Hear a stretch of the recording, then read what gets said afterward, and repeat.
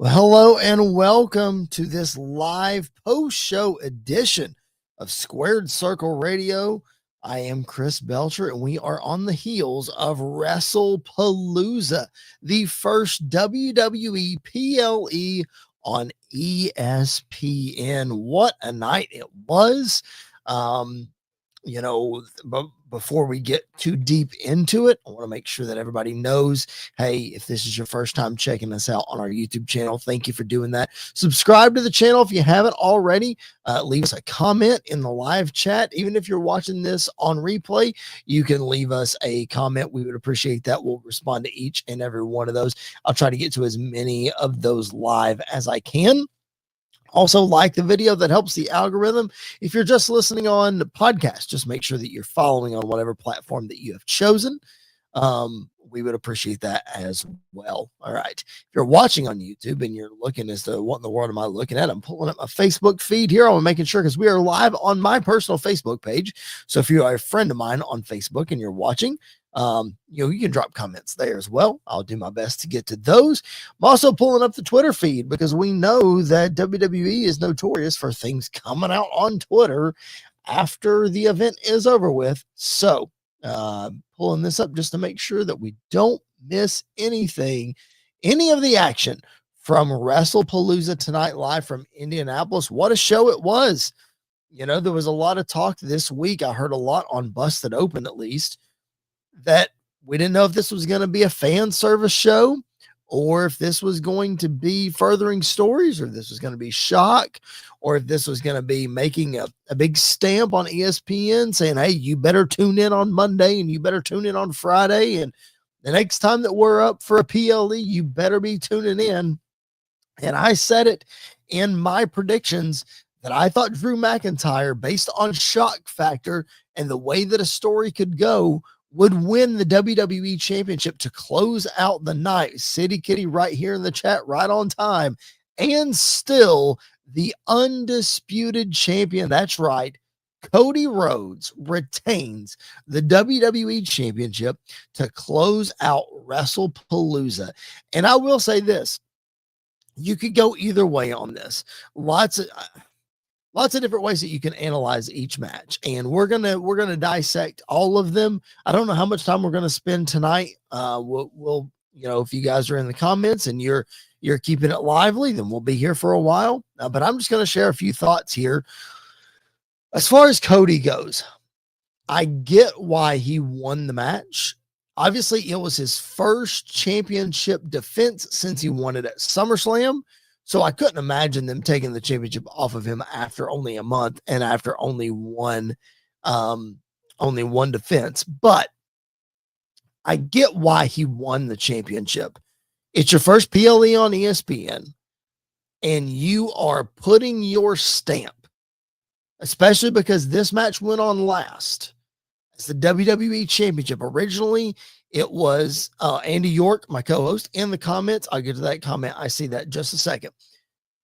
Originally, Joe Tess on ESPN said that Brock and Cena would main event the show. And a lot of us, when this match was rumored, especially going head-to-head against All Out, we thought that Cena Lesnar would main event, and nobody was going to bat an eye at that, and it was going to be fine. Well, then later on in the week, Thursday of this week, I think it was, Pat McAfee announces that Cena Brock is going to open the show. I'm going to get to Cena Brock in just a few minutes. A lot of people saying, well, it makes sense because they want to counter program AEW All Out. They figure that AEW is going to run their show over, so they want to try to pull viewers away, this, that, and the other, whatever. Okay.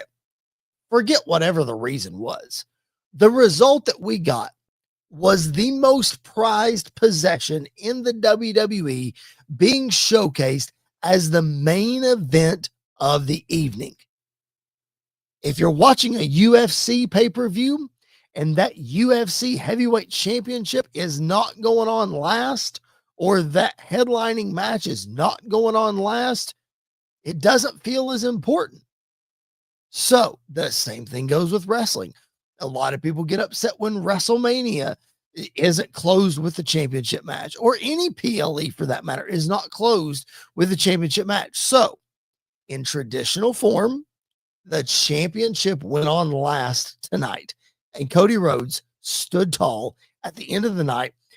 WWE making the stamp that Cody Rhodes is the guy in this ESPN era, whatever era we're in, Triple H era, doesn't matter what it's called at this point. Cody Rhodes is the guy. WWE has stamped him as the guy, and they proved it tonight on ESPN. Andy with a comment. Look at Andy chiming in as he is out from the show on paternity leave, snuggling up with that baby girl. Listen, y'all, he sent me a picture of baby Becky, not baby Becky Lynch. Andy's baby's name is Becky. I digress. Of baby Becky in her NWO onesie, ready to go for tonight. But it was funny. The picture was her screaming because she was hungry and needed to be fed. I just found that hilarious. I was like, Andy, either she doesn't like the NWO or she just doesn't like wrestling. In due time. But Andy in the comments, a bad start and a bad finish to the show, but everything in the middle was amazing. A bad start. I'll get to Brock and Cena in a minute. A bad finish. I don't think it was a bad finish, honestly. And I'm not trying to be a shill. You can call me a shill if you want. Jared has called me a shill. A bunch of people in the comments have called me a shill before. That's fine. I don't care. I don't necessarily think it was a bad ending.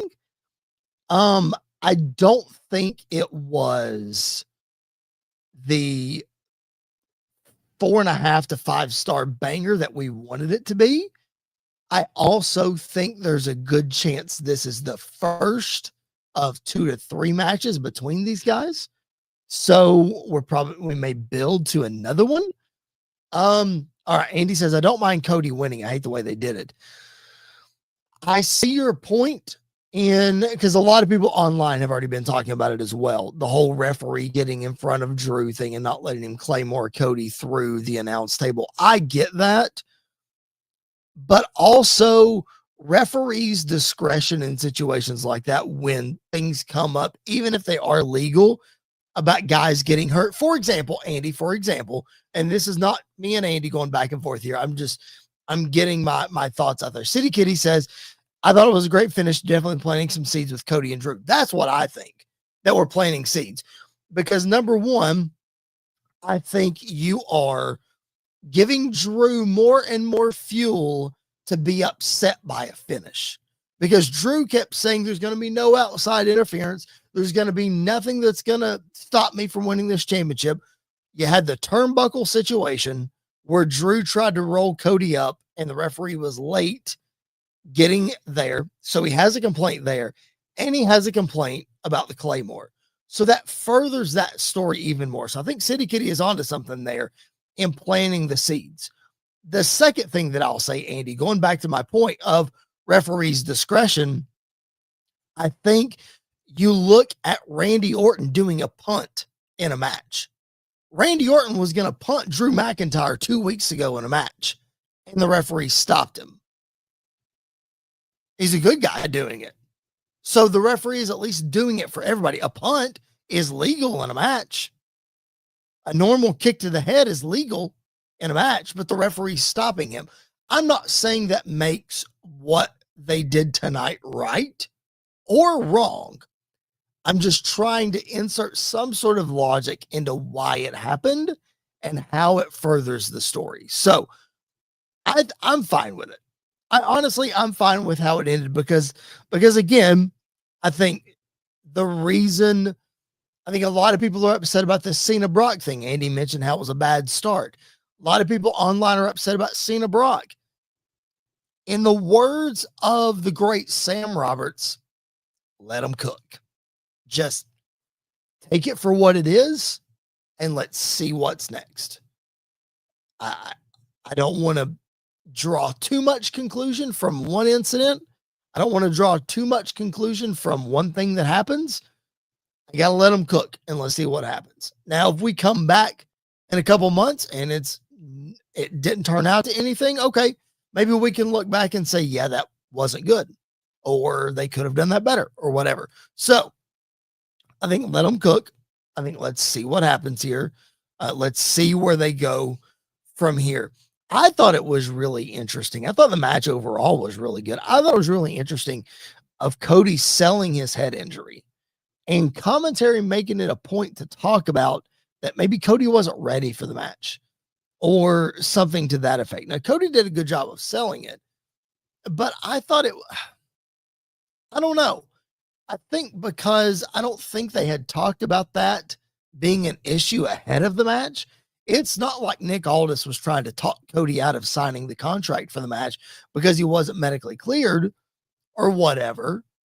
Now, being medically cleared and still having some issues, I don't think it goes hand in hand, but I don't know. I'm just not sure.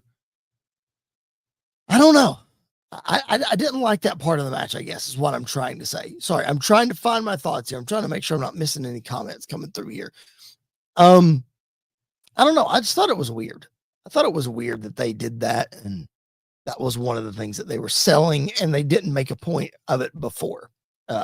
So just an observation. Another observation being, I loved Cody Rhodes' gear tonight. I loved adding the black into his gear.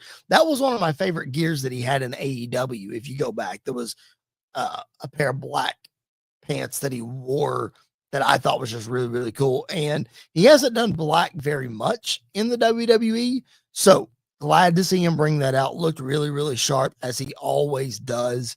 Shout out to Miss Sandra for making his gear, and it looks fantastic.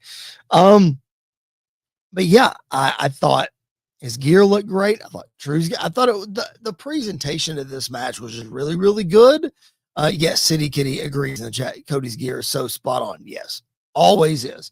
My 6-year-old was watching the pay-per-view with me tonight, and he was disappointed that Cody didn't come out in a mask like he has for SummerSlam and WrestleMania. And I said, buddy, that's reserved for the big shows. Not that this wasn't a big show, but yeah, I thought it was really cool.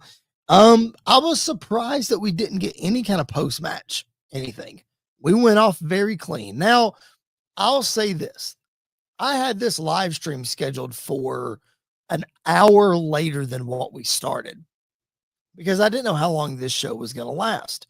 First show being on ESPN, that could have gone into, I don't know how quickly we went off the air. I have no idea what their time restrictions are, what all that is or anything, but no post match. I thought again, I'll talk about this here in a second too. We got no Rock tonight, which again, Andy's laughing at me if he's still listening, that I'm hopeful that The Rock is going to show up. I just say that to say this was the first ESPN PLE, and not having like Rock or Roman, because I thought for sure Roman Reigns was going to show up. Them having a PLE, the first one on ESPN, and not having Roman Reigns was weird. But The Undertaker showing up a little earlier was awesome. Undertaker coming out and surprisingly making the announcement that Stephanie McMahon is the first inductee into the 2026 Hall of Fame class. So very, very cool that he was there to make that announcement. My 6-year-old got very excited to see The Undertaker as well. I thought that was super cool that he came out on the motorcycle. He, in fact, wanted me to make sure that I texted Andy to make sure Andy was watching to see The Undertaker come out on the motorcycle. So he was pretty excited about that. Let's get into some of the other action, though. Yes, City Kitty in the chat. I'll pop this up here. Taker is always a treat. Yes, he certainly is. He is a legend. If you guys are in the chat and you have comments, make sure you drop them, especially if you're watching live. I'd love to take your questions and your comments, react to those. We're all here together reacting to WWE's first PLE on ESPN, WrestlePalooza. It's in the books. We're talking about it here. We're going to react more on Monday's show, I'm sure. If you're new to the show, we are live every Monday night after Raw. So make sure that you are subscribed to the channel, that you tune in after Raw with us, chime in the chat. And I'm sure there'll be more to digest and more to dive into on Monday. And then, of course, if you're listening on podcast, just make sure you're following on whatever platform that you are listening on. This is Squared Circle Radio Live. My name's Chris Belcher. Thank you so much for your support, for being here with us. Again, whether you're on the YouTube channel, podcast, Sports Wire Radio, WSN, doesn't matter. Thank you so much for hanging out with us. Let's get to the beginning. The match that a lot of people wanted to see, the return at SummerSlam that sent shockwaves through the wrestling world. Brock Lesnar came back and he had one target, and it was John Cena. And they went head to head, one-on-one, renewing this rivalry tonight as WrestlePalooza started. I'm going to take a swig of Mountain Dew for the working man as we power through this. So John Cena, Brock Lesnar opens the show. And I'm telling you what, no matter what your reaction to this show is, no matter what your reaction to this match is, we're going to look 10, 15, 20 years down the road. And the trivia question is going to be, what was the first match in the ESPN era of WWE? What was the opening match of the first PLE? And you're going to be able to point to two legends, two of the greatest to have ever done it, two of the most impactful wrestlers of all time, kicking off the ESPN era, and that's John Cena and Brock Lesnar. Now listen, Brock Lesnar did win this match in typical Brock Lesnar fashion. It wasn't a squash. There wasn't a lot to it, but I wouldn't call it a squash. I thought it ended weirdly, but again, just like I said about Cody and Drew, let them cook, because there's something brewing. This Brock Cena thing is not done. I don't know that they'll go one-on-one again. They might. I don't know. But from what happened tonight, what happened last night on SmackDown, further proves what I have said for a long time, that Brock Lesnar and John Cena are going to be on opposite sides of War Games teams. John Cena has never been in War Games, and what a way to send him out on his farewell tour by putting him in War Games. Brock Lesnar has never been in War Games before. So you put those two guys on opposite sides. That's a way for them to go at it again, a way for Cena to be able to get back his win on Brock Lesnar. City Kitty in the chat, I thought it was shorter than expected. It's a Brock match. I said it on the preview show that he has a lot to live up to, because Goldberg went like 18 minutes with Gunther. So it didn't quite go 18 minutes. Andy's still in the chat with us. Thank you for hanging with us, Andy. If they don't go one-on-one again, then this really was a waste of one of Cena's last matches. Maybe it was. But I'm trying to look at it with what else is coming down the road, because Cena could get it. I don't know. It depends on what's next for Cena, and it depends on what's next for Brock. It just depends. I don't know. I have no idea. Because could be a scenario where Gunther comes back, and that's Cena's last opponent. And Gunther beats Cena, retires him, and then Gunther comes out and says, well, I retired Goldberg and I retired John Cena in 2025, and boom, here comes Brock Lesnar, and we get Brock and Gunther. And Brock can just turn around and say, well, I beat John Cena. So that's just an easy way to get to that. Again, I don't know what's next. So I don't want to say it's a waste, especially if we're building to these guys in War Games and Cena being able to get his pinfall back in War Games with the help of some friends, because what I was referring to about what happened tonight and last night, as Brock was leaving SmackDown, he ran into Paul Heyman and he ran into Braun Breaker and Bronson Reed, and he told Heyman, we should talk. Now, we haven't seen Brock and Heyman together since Roman beat Brock in the last man standing match at SummerSlam in Nashville. We were there, and Heyman was on the side of Roman. And I'm pretty sure Brock got his hands on Heyman that night too. Andy, if you're still in the chat, correct me if I'm wrong, but I'm pretty sure that's the last interaction that we saw between Brock and Heyman. So we see them together. We should talk. And then tonight, Heyman showed up to introduce Brock. Really, really cool to have Heyman introduce Brock again. That was super cool. So that makes me think, that is an easy member of Team Rollins or Team Lesnar, whichever one we're going to call it, for War Games coming up. So you would have Rollins, Bronson Reed, Braun Breaker, Brock Lesnar, and probably Drew McIntyre against, thank you, Andy, for validating me. I see that. So you have Rollins, the Braun Breaker, and Brock Lesnar, and probably Drew McIntyre against Roman Reigns, Jimmy and Jey Uso, CM Punk, and Cody Rhodes. There's your War Games right there.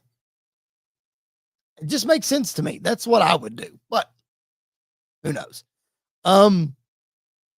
Yeah, I saw lots of memes of kids crying tonight because of what Brock did to Cena. That makes sense. I will tell you this. What a presentation for Brock Lesnar. The first entrance on ESPN for WWE is Brock, aside from Triple H being in the ring, is Brock Lesnar. And the way he came out with no Tron and the way they had the white screen, the ramp was a screen tonight. So they had the white screen and it was uplighting him and they had the lasers behind him and he just looked menacing. That dude might be in the best shape of his career. And he's on the last run. Has to be. And he might be in the best shape of his career. He looked incredible tonight, especially in that entrance. Man, he looked menacing. He looked ready to go. I mean, it's super cool. I thought it looked great. Again, call me a shill. It's fine. I am reserving my right, my opinion. That's why it's my podcast. It's my opinion.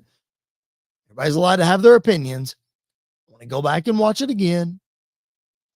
Let it breathe a little bit. And again, let's see what happens after this. John Cena is not scheduled for an appearance until Crown Jewel in Perth. Maybe he calls out Brock there. Maybe they just make a rematch there. It can easily be done because we don't know when Brock's going to show up again.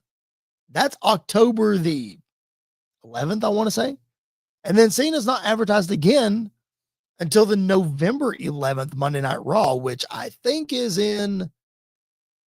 one's in Madison Square Garden, and then the following week it's in Boston. He's going to be at both of them. So that's November, I want to say 11th, and then 17th, 18th, whatever. And then the 29th of November, I may have these dates wrong, but it's somewhere around that, is War Games in San Diego. And then after that's his final appearance on December, whatever it's going to be, Saturday night's main event. That's all of his appearances left. If it were me, I'd take him off the Perth show and put him somewhere else, but who knows? That's just my opinion. All that to say, let's let them cook. Let's just see where they go with this. Let's just see where Cena and Brock go with this. I know that history tends to repeat itself. We don't know when Brock's going to come back. We may not see him for a long time. We may not ever see him again. He may have literally just come back for this one match and Cena wanted him to destroy him. I have no idea. None of us know. Sorry, I just knocked something over on my desk here. None of us really know. So let's just enjoy what's in front of us. Let's enjoy the ride. Let's just see what ride they're going to take us on. So that's my 2 cents there. Who am I? I'm Chris Belcher. I'm the host of Squared Circle Radio Live, and I appreciate you guys being with us, whether you're tuned in live on our YouTube channel immediately following WrestlePalooza, whether you're tuned into the replay, whether you're tuned in on podcast, or whether you've got your dial tuned into SportsWire Radio. Thank you so much for hanging with us. Do yourself a favor. Follow us on social media at SQCircle_radio. You can follow me at Chris Belcher 24.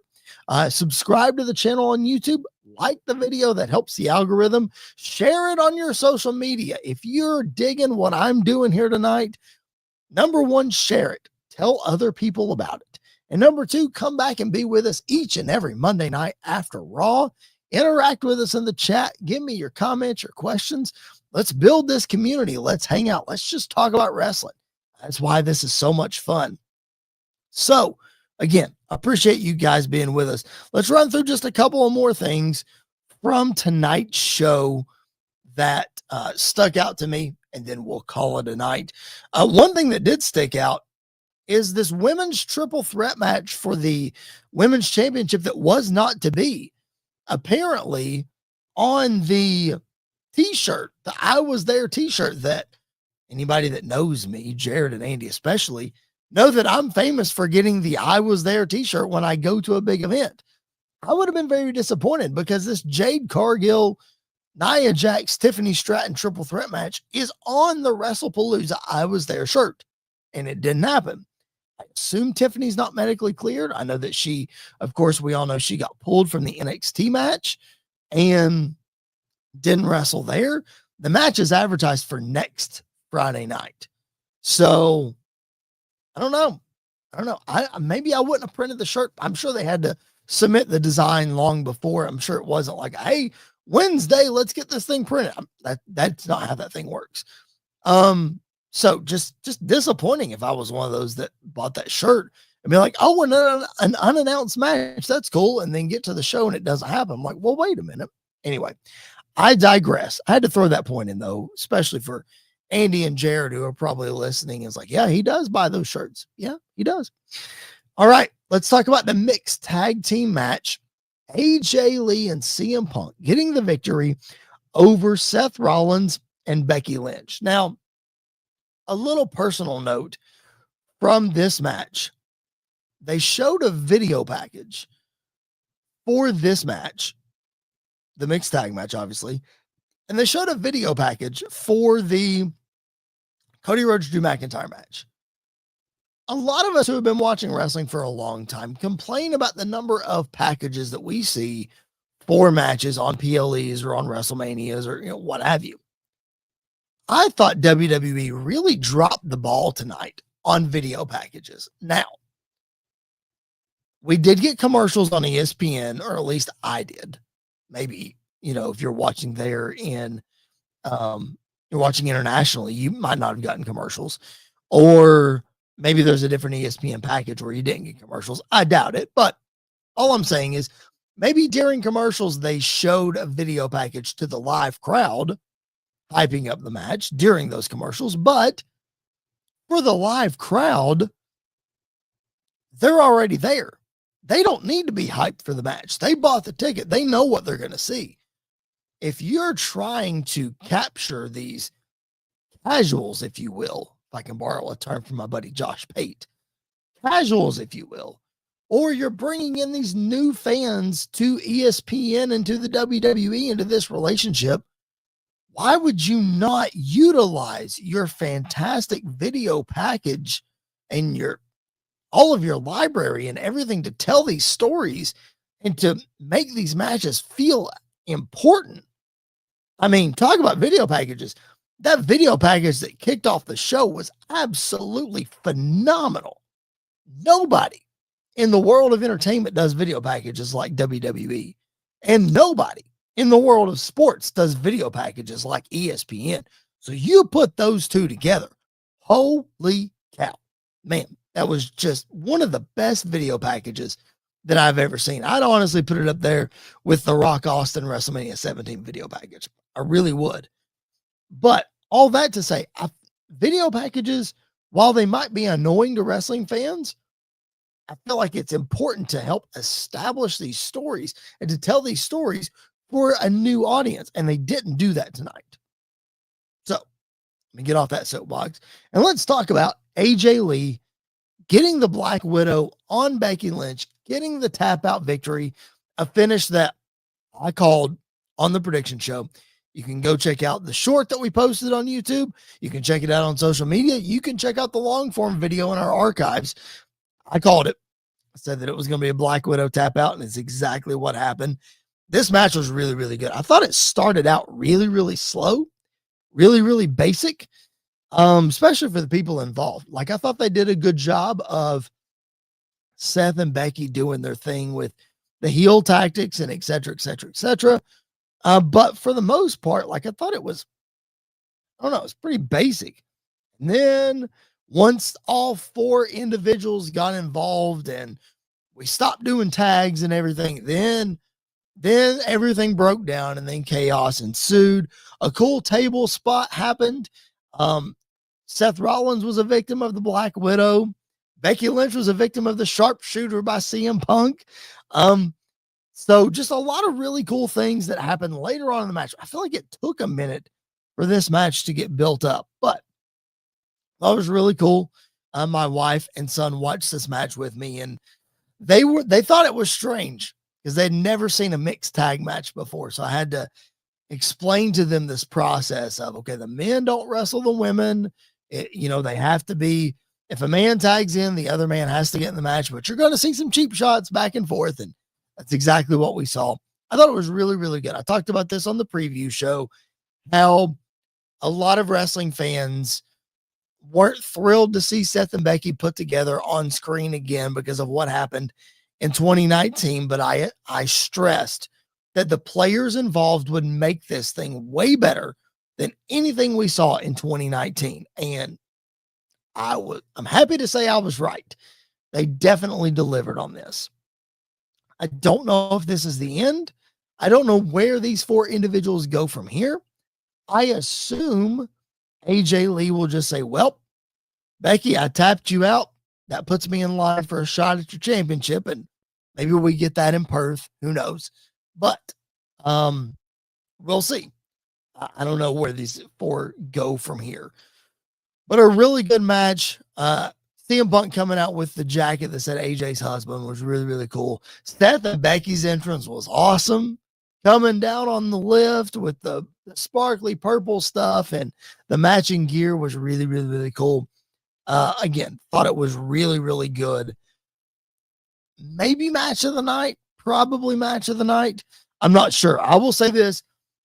I was delayed in getting to watch the beginning of this show. And then when I got home, I had to put my kids to bed, or one of them to bed. So I missed the Io Sky Stephanie Vaquer match. Very disappointed that I missed that. I'm going to have to go back and watch it.